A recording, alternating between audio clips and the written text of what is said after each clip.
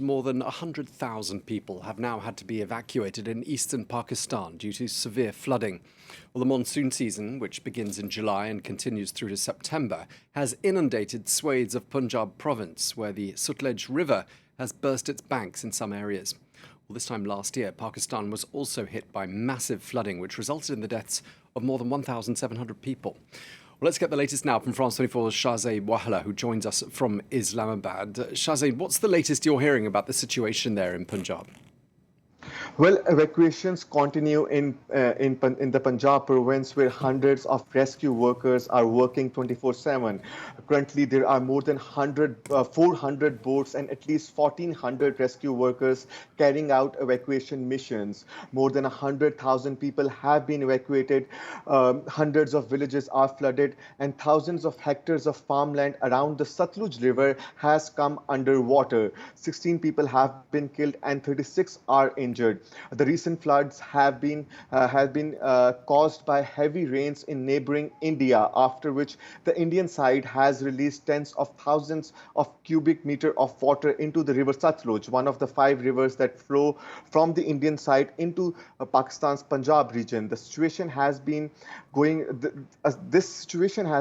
on since 9th of July. That is when India started releasing water into the rivers of Pakistani Punjab, and the situation is still far from settling down, as from today onwards a new spell of monsoon rain has started to pour in the northern part of the country, and the Met Department has warned that there will be high level of floods in other rivers, along with urban floodings in low-lying areas of the country's major cities. For now, makeshift camps have been set up in affected areas where the flood affectees are being shifted. Yeah, I mean, I remember this time a year ago talking about similar extreme flooding. I mean, it really does seem, doesn't it, like Pakistan is getting more and more of these kinds of extreme weather events. Yes, it is unfortunate, and it is a terrible scenario. Last week, we were in one of these flood-affected areas with the rescue teams, and these rescue teams were carrying out evacuations, and they explained to us that this year the monsoon rains had arrived earlier than usual. They also said that the weather patterns were changing by every passing year, which makes them fear for the worst for the coming decades. Last year, as you said, 1/3 of the country was flooded. 33 million people were directly affected, and more than 1,700 people died. It was the worst flooding in Pakistan's history.